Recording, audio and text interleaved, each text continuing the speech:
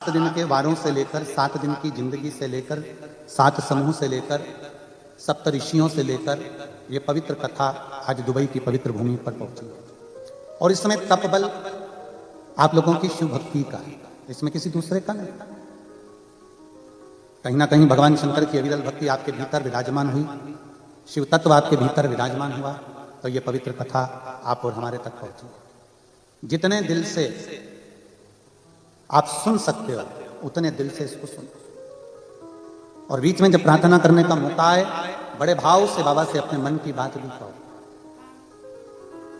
और ये हमारा विश्वास कहता है, ये समिति केवल अकेली एक बार की कथा नहीं कराएगी।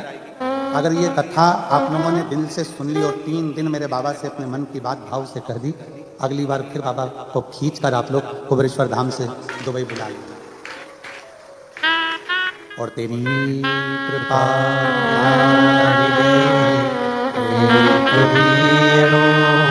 लेते हैं श्वास तेरी कृपा से तनो तनो।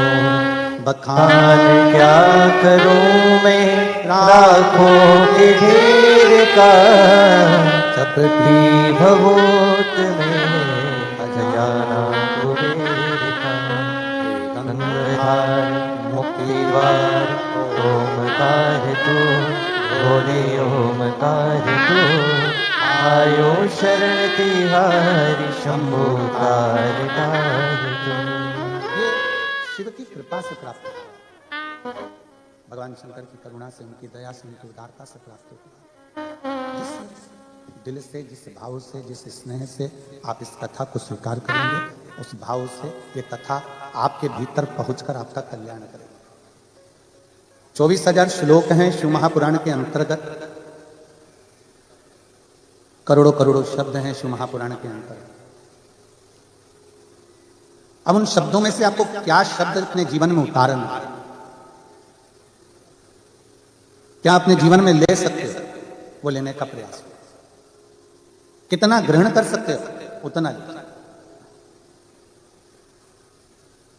अपने पास में बंडे बाबा बैठे हुए हैं, इनका जीवन और इनका चरित्र भी हमको सीखने को देता है कि पृथ्वी पर कहीं पर भी इनका कोई झोपड़ा नहीं, इनका कोई आश्रम नहीं, इनका कोई घर नहीं और इनकी कोई बस्ती नहीं।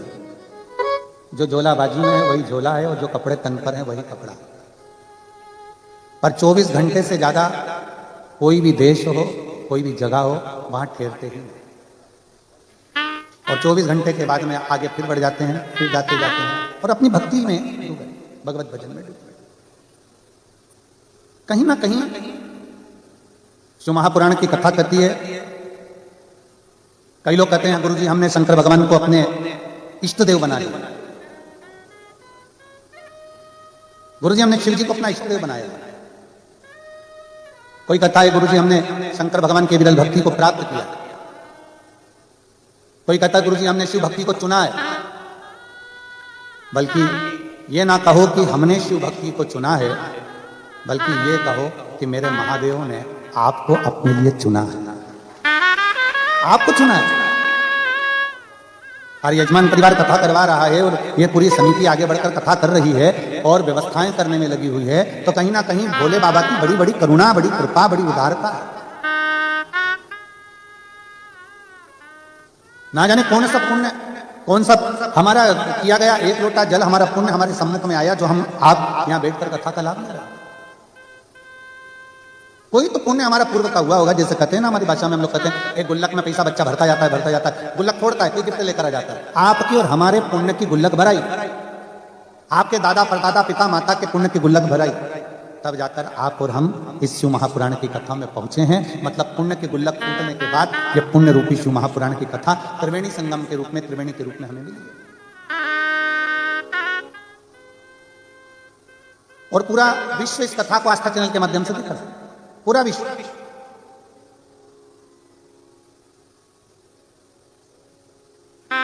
और जिस भाव से, जिस आनंद से कथा के रसतत्व को ग्रहण कर सकते हो, करो।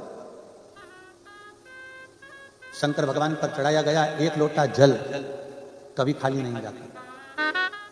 हमको तो उम्मीद ही नहीं थी कि यहां पर भी पत्र आएंगे।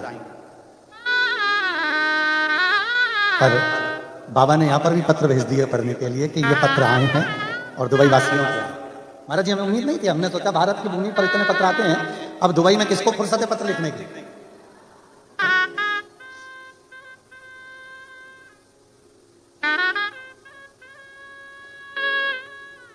पर जब हम आ रहे थे तो हमने देखा कि फ्लाइट में बहुत सारी दीदियां कोई भोजन परस रही हैं, कोई बेटियां किसी को चाय दे रही है, किसी को कॉफी दे रही है। चीनी के और कांच के बर्तन थे। हमने मन में विचार करा, भारत से चलने वाली फ्लाइट में सारा भोजन चीनी और कांच में दो मना नहीं है, पर चाय और कॉफी और जूस मट्टी के कुल्हड़ में दो, क्योंकि जाते जाते भी कम से कम हमारे भारत की मिट्टी को चूमते हुए तो जाओगे। भारतीय अगर जाएगा तो कम से कम भारत की मिट्टी को चूमता चूमता तो जाएगा। देख रहे। और जब दुबई में कल पहुंचे शाम को, रात्रि के समय पर, शाम के समय पर, तो यहां देखकर एक और चीज अच्छी लगी कि अभी भी यहां रहने वाले जितने भी भारतीय हैं या अन्य हैं, इनके अंदर संस्कारों की कमी नहीं हुई है, इनमें संस्कारों की प्रबलता हुई। और यही आगे बढ़ा। हमें अपने को आगे बढ़ाने के लिए दो चीजें मूल हैं, एक शिक्षा और दूसरा संस्कार। एक है हमारी शिक्षा और एक है हमारा संस्कार। आप अगर आगे बढ़ रहे हो, आप उन्नति की सीढ़ी पर चढ़ रहे हो, इसमें ऊपर चढ़ाने में किसी का भी हाथ नहीं है, केवल आपकी शिक्षा और आपके संस्कारों का, आपकी मेहनत का। हमने पहले भी कथा में कहा, ये कभी विचार ना लाइएगा कि सीवर वाले महाराज जी के पास में कोई हो ऐसी बूटी, ऐसी कोई दवाई जिससे हमारा दुख मिट जाए। ना ना ना, कर्म गति को काटने के लिए, अपने दुख को मिटाने के लिए आपको भी शंकर की शरण लेना पड़ेगी और हमको भी शंकर की शरण लेना पड़ेगी। आप कहीं नहीं जा सकते, कोई मंदिर, कोई देवालय, कोई शिवालय।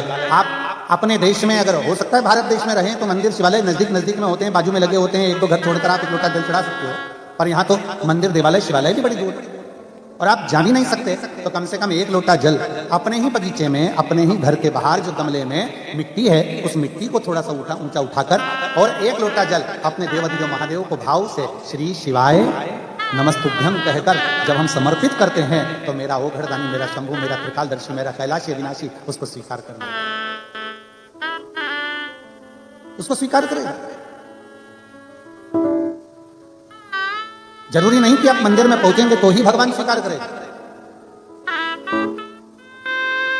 आप हृदय से जहां बैठकर, जैसे बैठकर भगवान की हरि भक्ति को धारण करते हैं, शिव उसको स्वीकार करता है।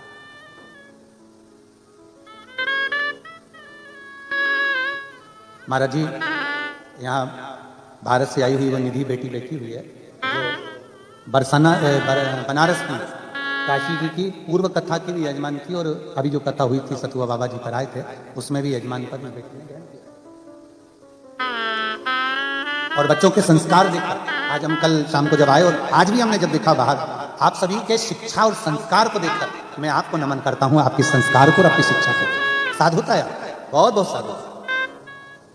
केवल दो चीजें, एक शिक्षा और दूसरा संस्कार। आप कितने आगे बढ़ेंगे, कहां तक जाएंगे, आपकी कड़ी मेहनत, आपका अध्ययन, आपकी शिक्षा और परिवार में एक माता पिता के जो संस्कार होते हैं, एक माता पिता की जो सभ्यता और संस्कार अपने बच्चों को दिए जाते हैं, वो श्रेष्ठ। कल हम जिन जजमान परिवार के यहाँ रुकना हुआ, वहां देख रहे थे उनके बहुओं को, बच्चों को, कि सब दीप मालिका लगाकर और भगवान की इतनी सुंदर आराधना में, पूजन में और स्वागत में लगे हुए थे कि उसको देखकर बड़ा अच्छा लगा। यही हमारी शिक्षा, यही हमारे संस्कार। और झलकना चाहिए अपने माता पिता ने हमको क्या दिया, हमारे माता पिता हमको क्या प्रदान करें, हमारे माता पिता ने हमको क्या दिया, ये यहां हमें झलकना चाहिए। शिव महापुराण में एक देवराज नाम के ब्राह्मण का चरित्र आप लोग बारंबार सुनते आए। कथा को बारंबार आप लोगों ने आस्था चैनल के माध्यम से, फेसबुक यूट्यूब के माध्यम से श्रवण किया। एक देवराज नाम का चरित्र, ब्राह्मण का चरित्र वर्णन आता है कि देवराज ब्राह्मण कुल में जन्म लेने के बाद भी ब्राह्मण नहीं बन पाया। ब्राह्मण कुल में जन्म लेने के बाद भी ब्राह्मण तत्व उसके भीतर नहीं उतर पाया। जरूरी नहीं कि आप बहुत उच्च कुल में जन्म ले लिए और बहुत उच्च हो गए। कई बार ऐसा होता है कि एक साधारण परिवार में जन्म लेने वाला व्यक्ति भी जब अपने संस्कारों में ढलता है, जब अच्छी शिक्षा में ढलता है, तो धीरे धीरे वो उन्नति की ओर बढ़ता चलेगा। दो शब्द हैं, रावण को विद्वान कहा जाता है और हनुमान जी को विद्यावान कहा जाता है। दो शब्द हैं, रावण को विद्वान कहा जा रहा है और हनुमान जी महाराज को विद्यावान कहा जा रहा है। हनुमान चालीसा के अंतर्गत आता है विद्यावान गुणी अति चातुर। हनुमान जी को विद्यावान कहा जाता है, पर रावण को विद्यावान नहीं कहा जाता। वो बड़े विद्वान है, सारे शास्त्रों का ज्ञाता है, सब मर्म जानता है, सारी विद्या जानता है, सब कुछ अच्छा जानता है। उसके बाद भी रावण को विद्यावान नहीं कहा गया, उसको विद्वान कहा गया। क्योंकि पढ़ लेना एक अलग विषय, शास्त्र का अध्ययन कर लेना एक अलग विषय, पर उस शास्त्र को अपने भीतर उतार लेना, नम्रता धारण कर लेना, झुक जाना, प्रणाम कर लेना, नम्रता धारण कर लेना, ये रावण नहीं धारण कर पाया। ये धारण था श्री हनुमान जी महाराज। और विद्यावान गुणी अति चातुर, राम काज करिबे को आतुरे। हनुमान जी महाराज के भीतर विद्यावान का चरित्र है कि जब हनुमान जी किसी से भी मिलते हैं, हनुमान जी कहीं पर भी जाते हैं, सबसे पहले हनुमान जी महाराज झुककर प्रणाम करते हैं, नमन करते हैं। एक बार तो ऐसा हुआ कि हनुमान जी महाराज जब राम जी से प्रथम बार मिलन करने के लिए गए, जब सुग्रीव ने भेजा पता करो कि दो वन में कोई मनुष्य आए हैं, घूम रहे हैं, हनुमान जी जब गए उनसे मिलने के लिए, ब्राह्मण का वेश था, संत का वेश था, और राम जी महाराज के चरणों को जाकर नमन करते हैं, प्रणाम करते हैं। राम जी जान गए कि यह कोई साधारण नहीं है, मैं क्षत्रिय और ये ब्राह्मण का रूप रख कर आया और मुझे नमन कर रहा है, प्रणाम कर रहा है, मतलब ये कोई सहज नहीं हो सकता, कोई साधारण नहीं हो सकता। इसके भीतर की विद्या सामने नजर आ रही है। विद्वान तो कोई भी बन सकता है, बहुत अध्ययन कर लीजिए, बहुत पढ़ लीजिए, बहुत शास्त्र पढ़ लीजिए, बहुत अध्ययन कर लीजिए, विद्वान कोई भी बन जाएगा, खूब आगे बढ़ जाओगे, विद्वत्ता आ जाएगी। पर विद्यावान बनना कठिन है, क्योंकि विद्यावान का सबसे बड़ा लक्षण है कि अपने बड़ों के आगे, अपने आदरणीयों के आगे, अपने गुरुजन के आगे, सत्कारियों के आगे हाथ जोड़कर झुककर प्रणाम कर लेना, यह विद्वत्ता होना चाहिए, यह विद्वत्ता होना चाहिए। इसी को नम्रता कहते हैं, इसी को सहजता कहते हैं। और मैंने तेरे ही भरोसे बाबा, तेरे ही भरोसे। आप लोग कथा में बैठे हो, पर आप लोगों को आस्था चैनल के माध्यम से जितना जितना आपको याद है उतना उतना साथ में बोलना भी है। संकोच वश मत बैठना कि पास वाला ताली नहीं बजा रहा है तो मैं कैसे बजा, संकोच वश मत बैठना कि पास वाला नहीं बोल रहा था हम कैसे बोलेंगे। तो 3 दिन बाबा आपके पास में है और आप बाबा के पास में, अपने बाप से मिलने के लिए आप आए हो और आपका बाप अपनी बेटियों से मिलने के लिए, बेटों से मिलने के लिए आया। तो ये भाव लेकर शिव कथा एक माता पिता के तुल्य है।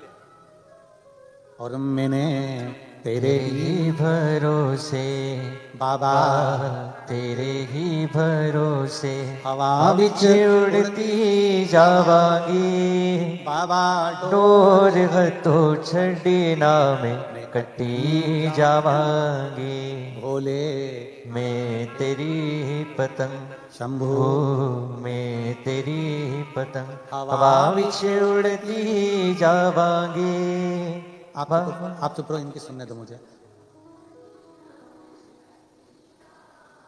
भोले तेरी शंभु में तेरी हवा बिच बाबा डोर हत्तो छड़ी नामे कटी। बस यही भाव, एक नम्रता का विषय। देवराज नाम का ब्राह्मण है, ब्राह्मण कुल में जन्म लेने के बाद भी ब्राह्मण तत्व धारण नहीं करते, उसके भीतर ब्राह्मण तत्व नहीं है, भटक रहा है। ब्राह्मण कुल में जन्म लेने के बाद भी चोरी कर रहा है, ब्राह्मण कुल में जन्म लेने के बाद भी निंदा कर रहा है, ब्राह्मण कुल में जन्म लेने के बाद भी कपट कर रहा है, ब्राह्मण कुल में जन्म लेने के बाद भी छल छिद्र में डूबा हुआ।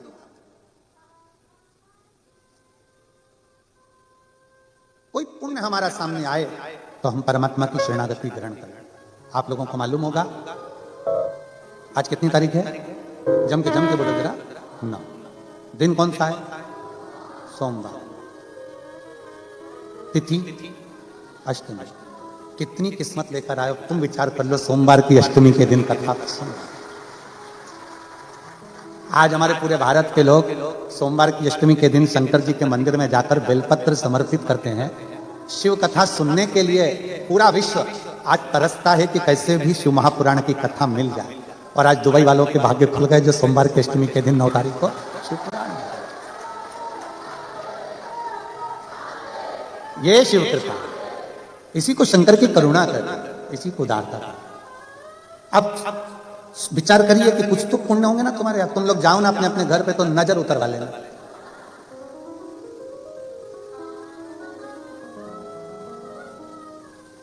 कोई तो पुण्य है और बड़ा प्रबल पुण्य है।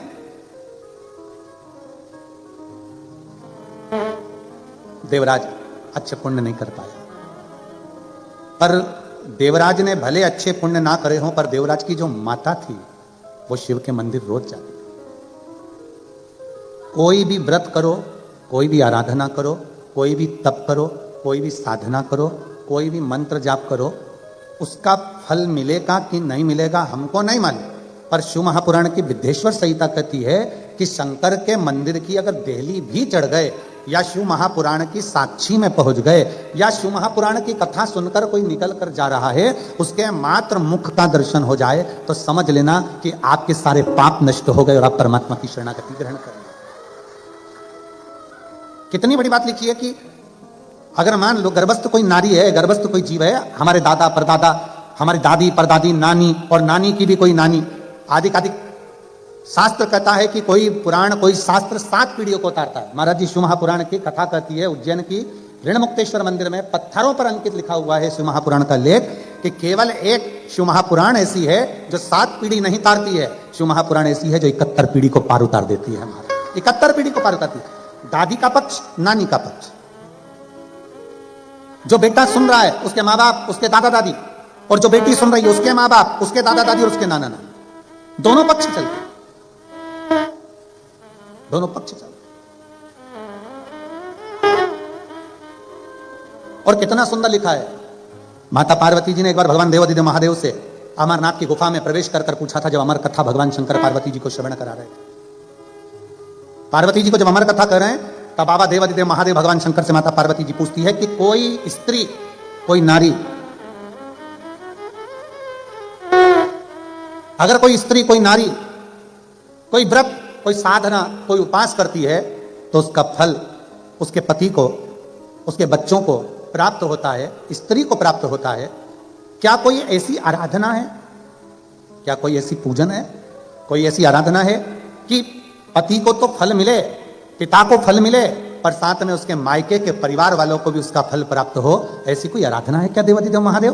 भगवान शंकर कहते हैं पार्वती केवल एक है जो भूलवश भी मेरे नाम का उच्चारण कर लेता है या मुझ पर एक लोटा जल समर्पित कर देता है, उसका पुण्य बेटी के ससुराल को भी और उसके मायके को भी पार लगा देता है। ऐसी शिव महापुराण की कथा, ऐसी शंकर की कथा है।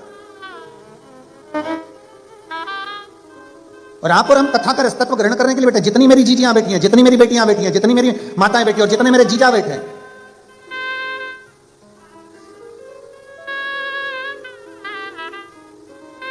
जरा विचार करिएगा किस भाव से आप कथा सुन रहे हैं सोमवार की अष्टमी के दिन। सही में इस कथा का नाम त्रिवेणी दिया तो वो त्रिवेणी सिद्ध भी हो गई। सोमवार, अष्टमी और शिव पुराण तीनों को मिला दो तो त्रिवेणी ही होगी। कुछ पुण्य आपके और हमारे रहे होंगे। एक बेटी ने पत्र में लिखा है,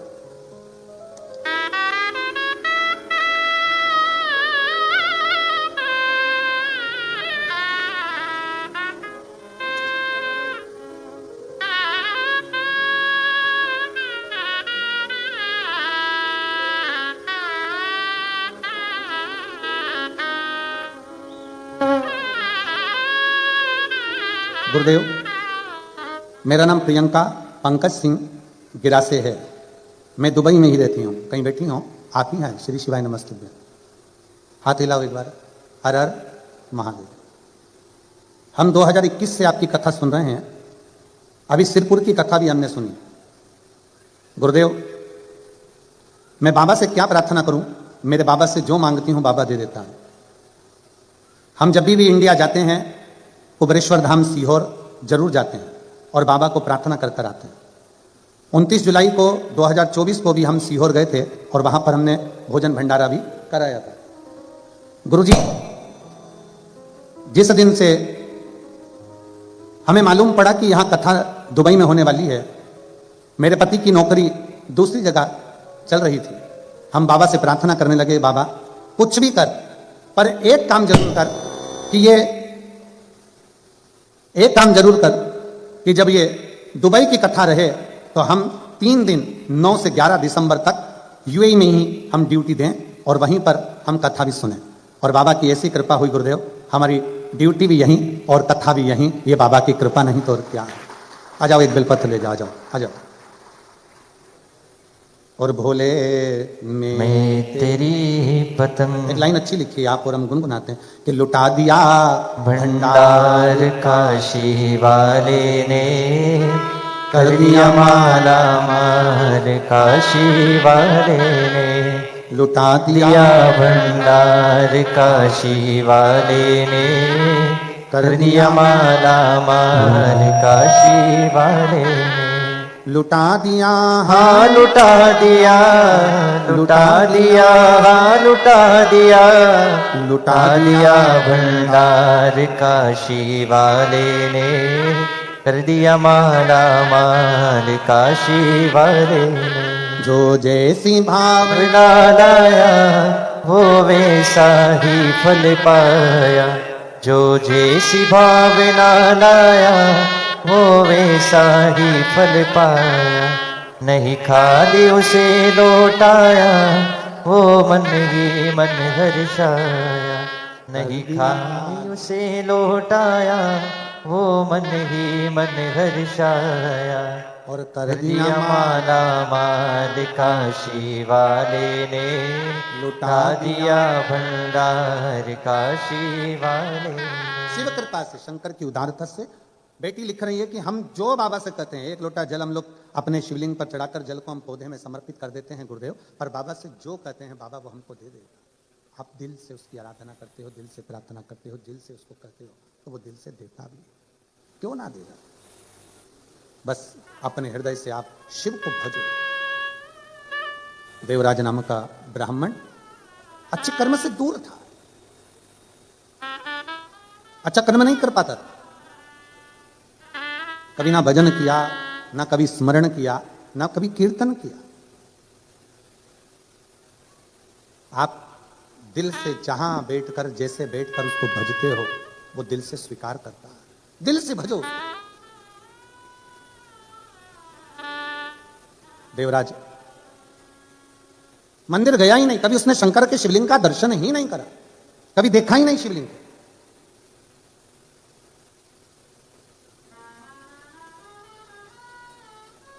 देवराज की पत्नी, बच्चे, कुटुंब, कबीला सब है,